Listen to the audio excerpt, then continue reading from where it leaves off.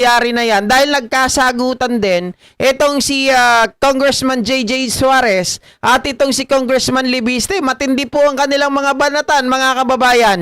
Ito po, tingnan po natin. Ayan, talaga naman po. Oh. Now, I even find it a little bit offensive na pati ako babanggitin. But I'll tell you one thing, Congressman Libiste. Maayos kami sa Quezon. Wala kaming problema doon. Ang sinasabi ko, mas mababa ang gastusin sa Quezon. Walang kalaban ka naman sa nakarang eleksyon eh, di ba? Congressman Libiste, Mr. Speaker, I'm sorry. I'm supposed to be respecting our rules. Mr. Speaker, unfortunately, I do not abide by comments of the good congressman from Batangas. I think it's totally uncalled for and baseless.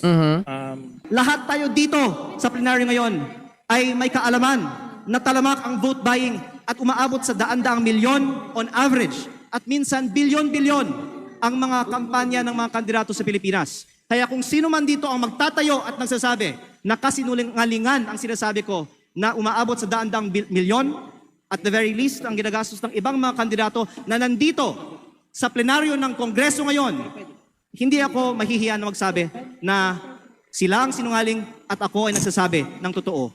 Okay, ganun pa man mga kababayan, sabihin natin na sila ay sinungaling at ikaw ay nagsasabi ng katotohanan, pero ang tanong kasi dyan, paano mo i-justify yung iyong mga aligasyon?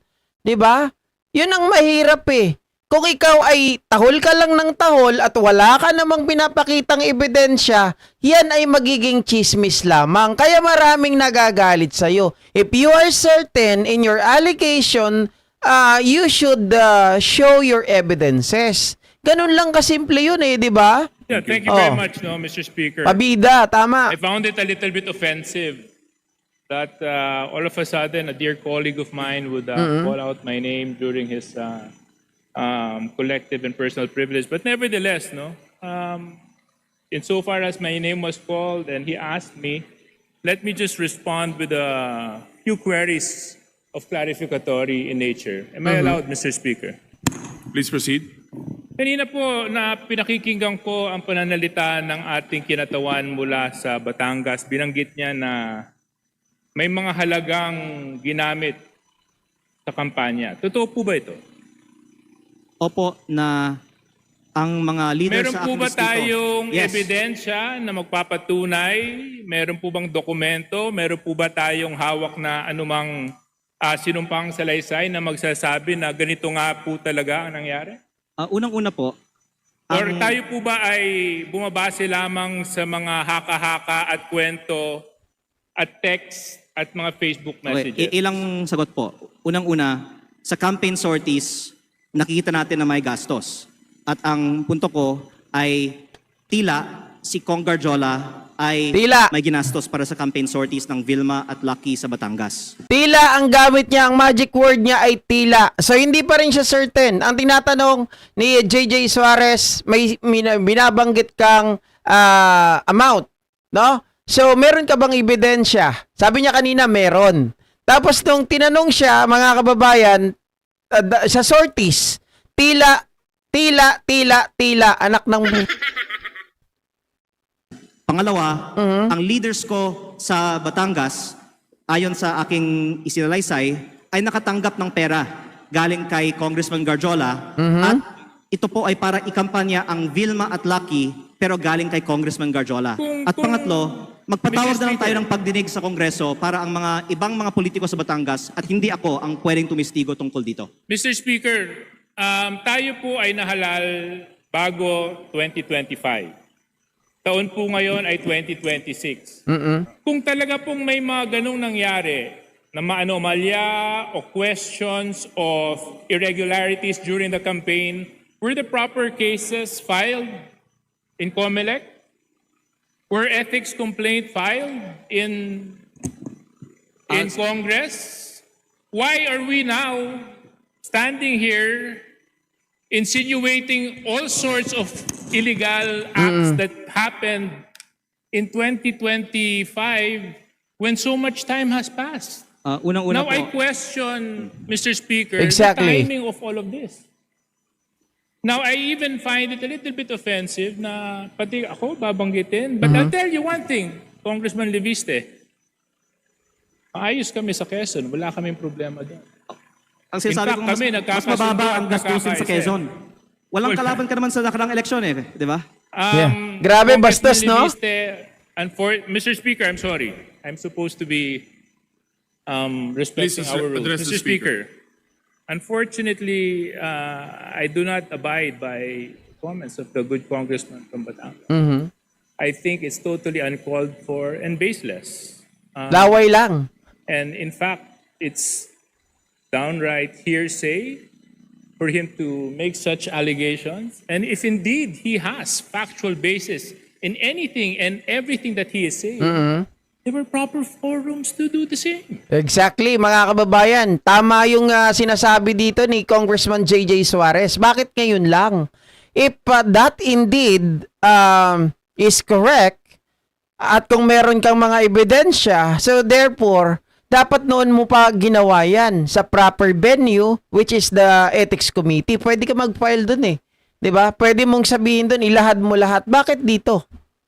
Ito ba yung right avenue para pag-usapan yung mga bagay na yan? At sobrang tagal na, 'di ba? Kung meron ka talaga ebidensya sa una pa lamang, mga kababayan, hindi mo na dapat pinatagal. Bakit kailangan ngayon mo lang ito inilabas? Ano talaga ang real motive mo? Bakit nagsasalita kaya ngayon against the rectos? Against kay Garjola?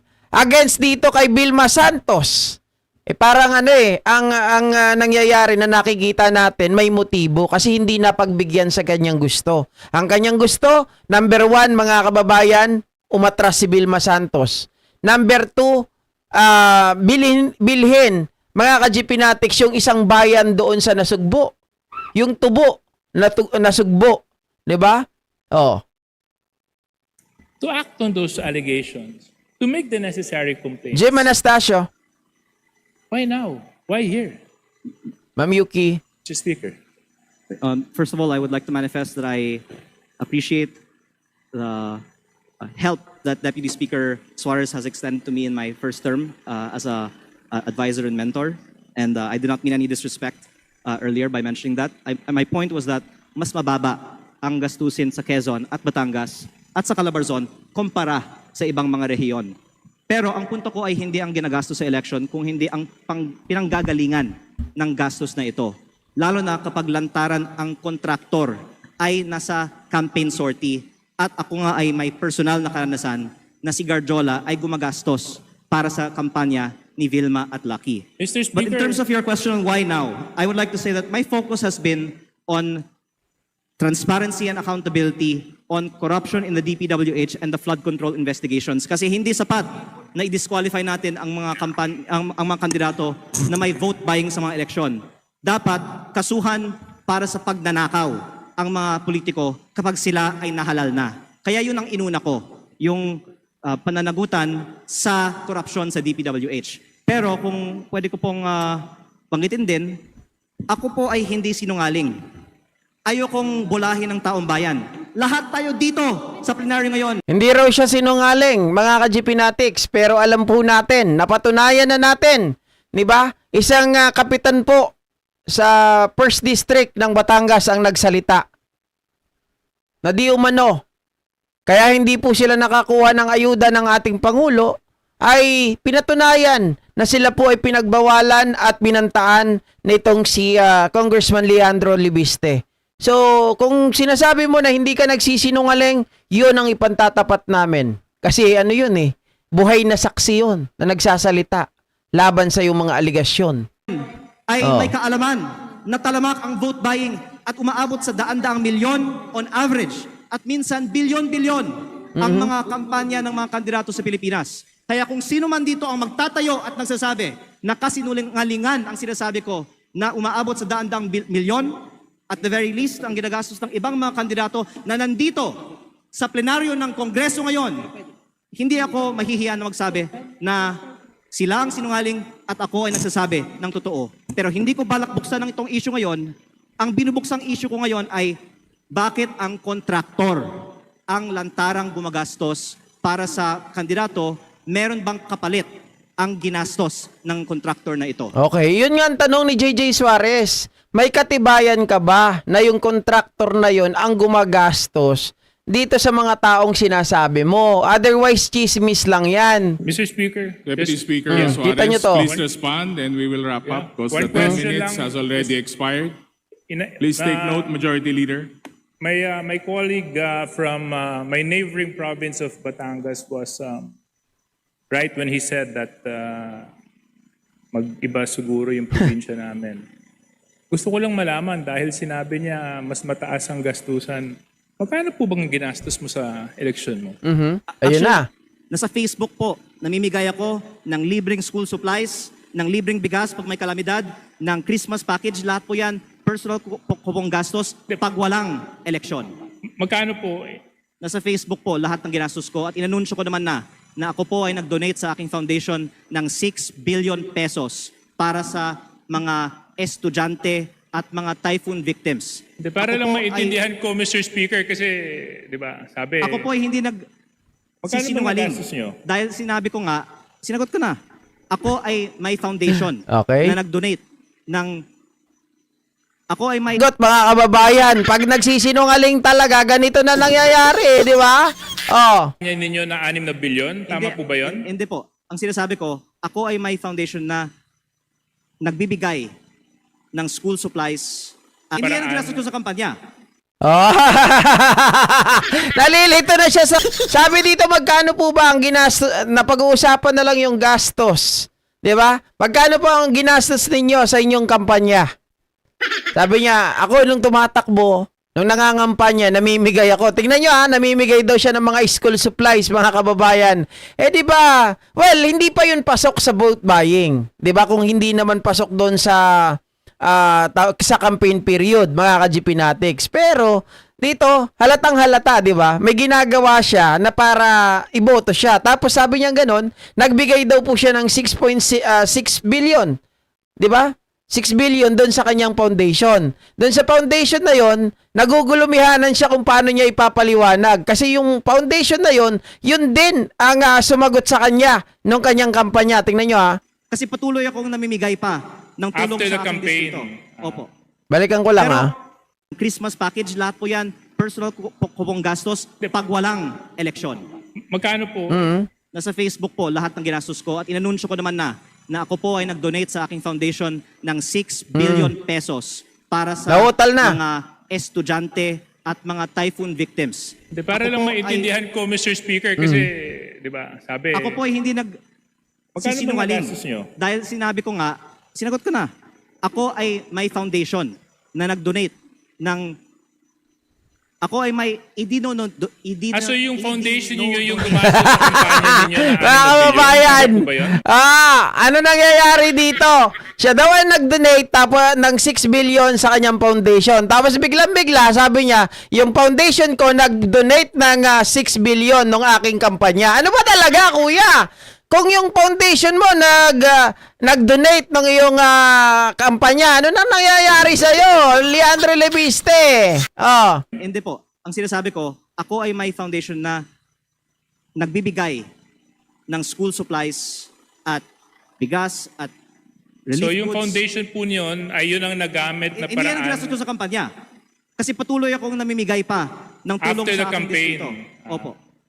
Pero kaya ako po binubuksan ito ngayon kasi wala akong itinatago. Naka-post sa Facebook yung mga ipinamimigay ko kasi yan ay hindi kapalit ng boto. At ayoko na Hindi, ganito yan mga ka-GPnatics. Kaya kung bakit siya nauutal, papaliwanag ko sa inyo. Ganito yan. Para hindi halata yung, yung vote buying, nag-donate siya ng 6 billion. Okay, 6 billion sa kanyang foundation. Tapos sa kanyang foundation, yung foundation na yon, sila po ang namimigay ngayon ng mga school supplies at kung ano-ano pa. 'Di ba? Mga relief at kung ano-ano pa. So, ibig sabihin ni JJ Suarez, alam ko yung takbo ng utak niya eh. Ang sinasabi rito ni JJ Suarez, so yun ang ginamit mo para sa yung kumpanya. 'Di ba? Ibig sabihin, hindi man ikaw yung nagbigay, diretso galing sa yung kamay, pinadaan mo sa foundation, yung foundation ang pinagtrabaho mo para mamigay ng mga supplies, mamigay ng mga relief, mga ka-GPnatics. Hindi man to lantaran o hindi man ito direct na bribery, na panunuhol nung panahon ng kampanya.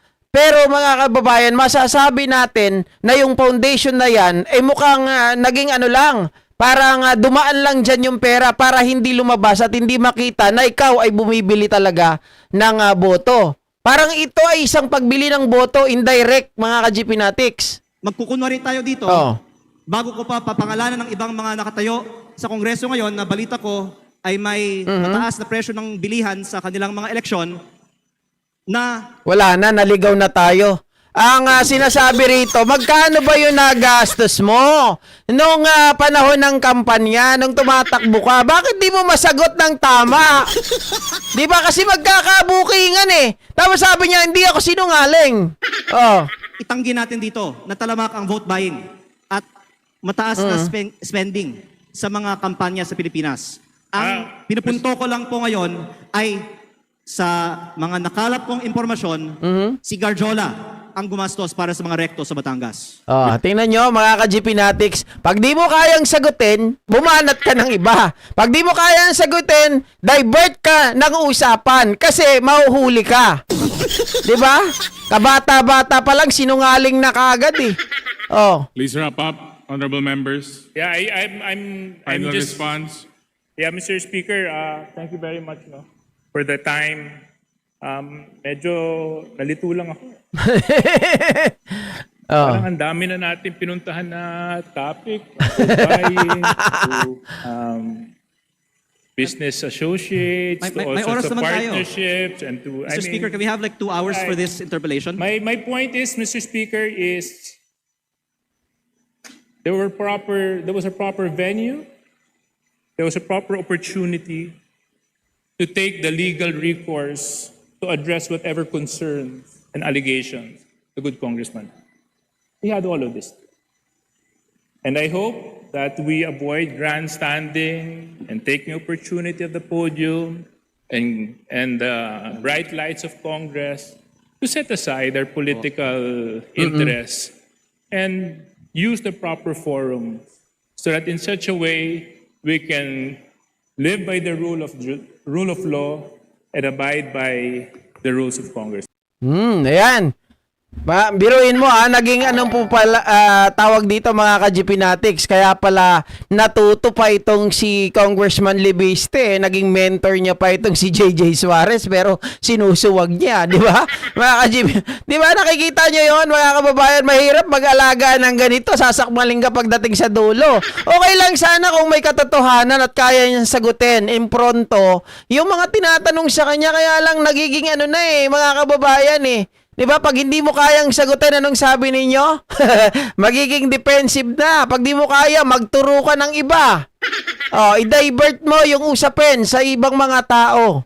Kasi doon na uli na siya maliwanag Mga kababayan, ginawa niyang proxy yung kanyang foundation para magamit niya ito sa eleksyon. Siyempre nga naman, mga kababayan, kung ugali na yan ng mga tao Kung sino po yung nagbibigay sa kanila tuwing eleksyon, may impact yan Sabihin, natutulungan kami nito, mabait to. Yun lang. Pero syempre mga kababayan, mga ka-GPnatics, tuloy na rin natin. Maganda yung usapan, Tingnan mo na rin natin yung